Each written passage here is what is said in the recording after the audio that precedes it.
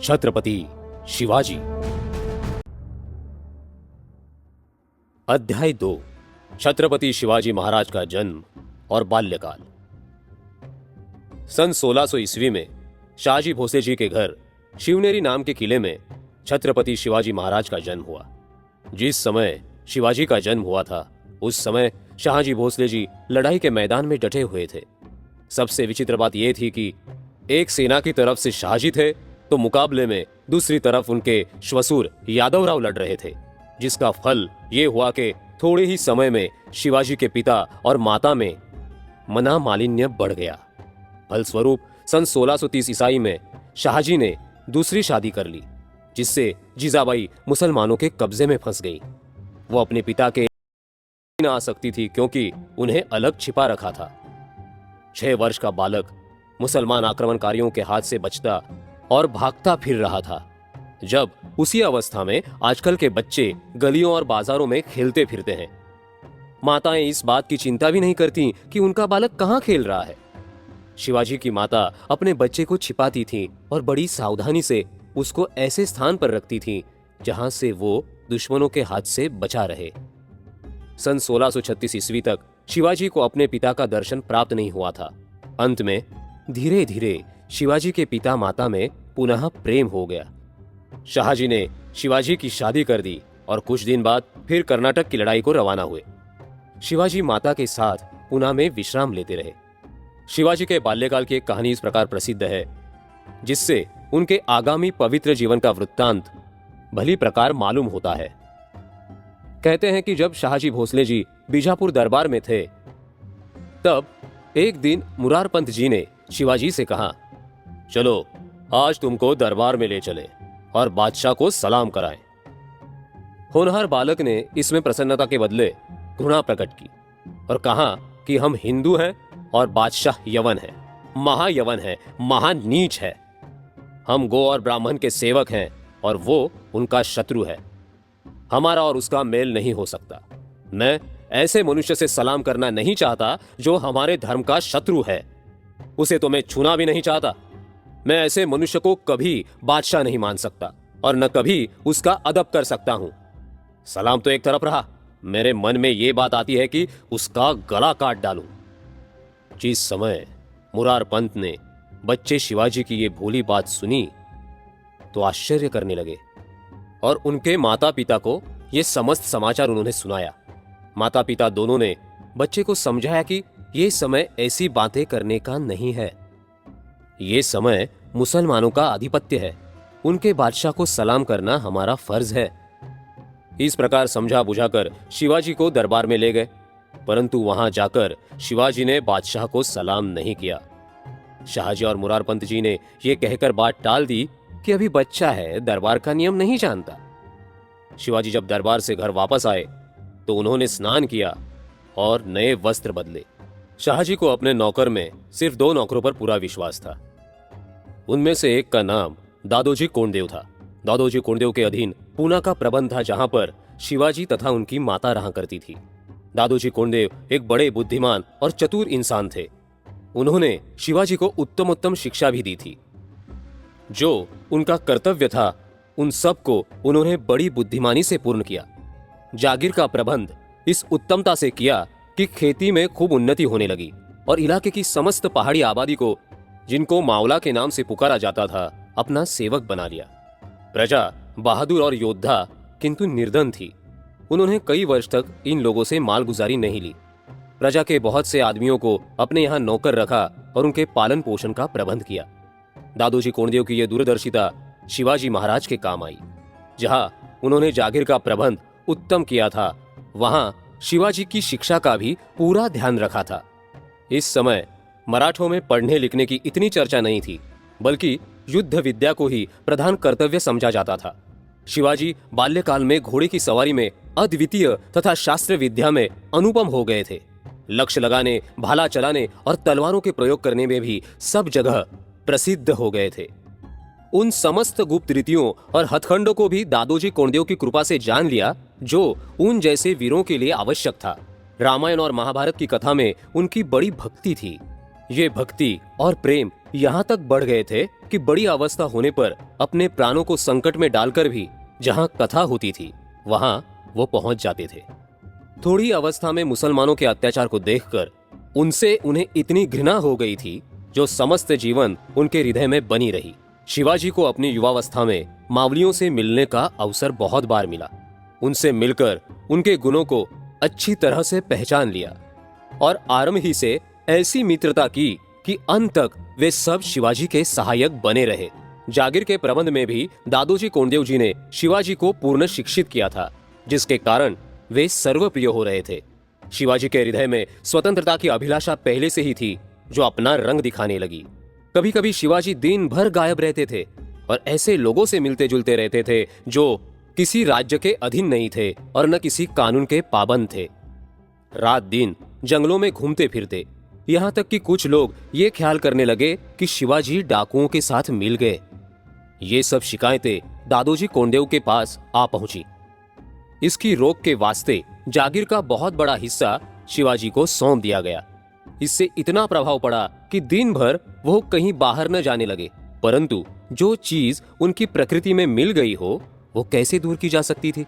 शाहजी की जागीर में कोई दुर्ग नहीं था, इसीलिए आत्मरक्षा और धर्म रक्षा के लिए किसी दुर्ग का होना अत्यंत आवश्यक था। शिवाजी के मस्तिष्क में ये विचार रह रहकर जोश मारने लगे कि किसी तरह कोई किला हाथ आए। हम पहले बोल चुके हैं कि मावली लोगों के चित्त को तो शिवाजी पहले ही वशीभूत कर चुके थे और देश के दुर्गम मार्ग शिकार खेलने के समय ही देख चुके थे। अतएव किसी किले को प्राप्त करना शिवाजी के लिए कोई कठिन काम न था। वह अपने मन की तरंग में सब कुछ कर सकते थे। पुणे में पश्चिमी भाग में करीब 20 मील की दूरी पर तोरना नामक पहाड़ी किला था। इस किले का मार्ग बहुत कठिन और दुर्गम था। शिवाजी ने अपने मावली साथियों की सहायता से तोरना किले के अध्यक्ष से परिचय प्राप्त किया और उनको किसी प्रकार इस बात पर प्रसन्न कर लिया कि वो तोरना किला शिवाजी को दे दें। शिवाजी के जीवन का सबसे प्रथम कार्य, जो बिना युद्ध किए ही समाप्त हुआ, वो तोरना के दुर्ग को प्राप्त करना था, जो सन 1636 ईस्वी में पूर्ण हुआ। उस समय जब शिवाजी की अवस्था केवल 19 वर्ष की थी।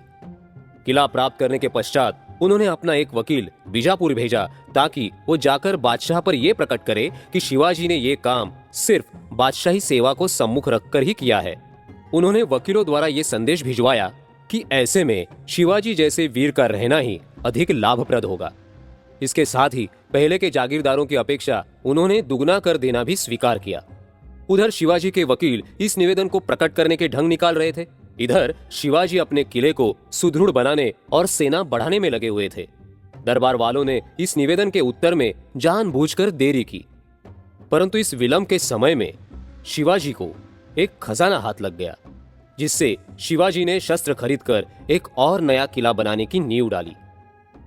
तोरना किले से 3 मील की दूरी पर मोहविदा की पहाड़ी पर उसने एक और किला तैयार कर लिया, जिसका नाम राजगढ़ रखा।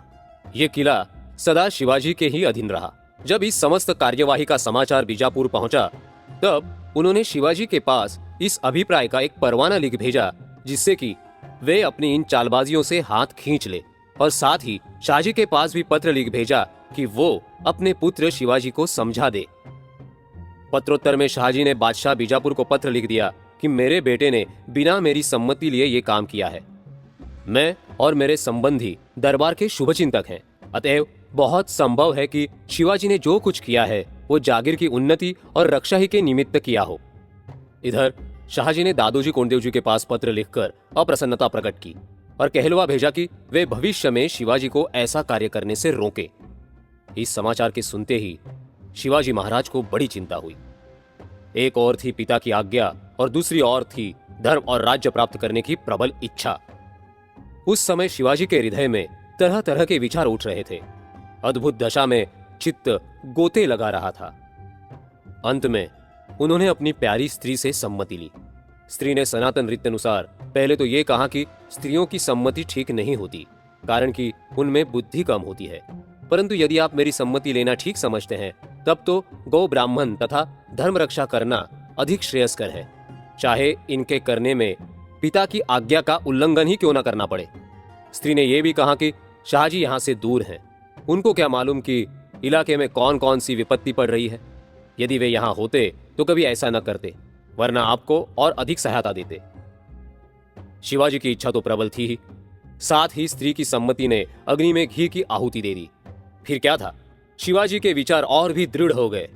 यद्यपि दादोजी ने भी आदेशानुसार उसे समझाया था, क्योंकि दादोजी शिवाजी के रक्षक थे।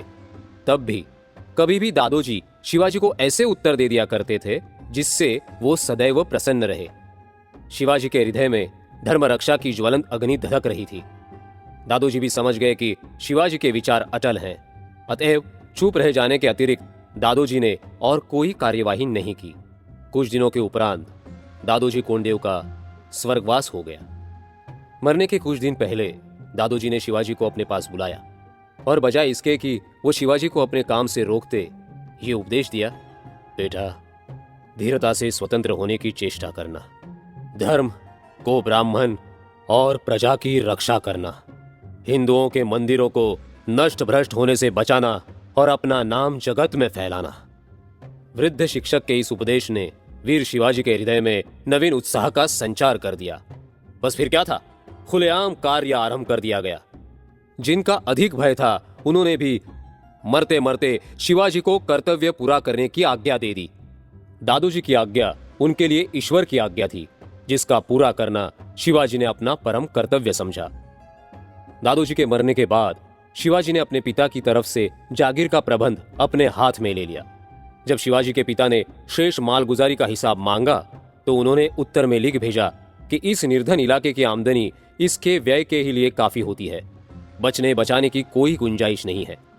सारी जागीर में केवल 2 आदमी ऐसे थे जो शिवाजी से सहमत नहीं थे, इसलिए यह आवश्यक था कि वे या तो अपने पक्ष में हो जाएं या एकदम पृथक हो जाएं। उन विपक्षियों में से एक का नाम फिरंगाजी नरसाला था और दूसरे का नाम संभाजी मोहिते था। पहला चाकन नामक जिले का अध्यक्ष था और दूसरा शाहजी की दूसरी स्त्री शिवाजी की सौतेली मां का भाई था, जो एक सूबेदार था।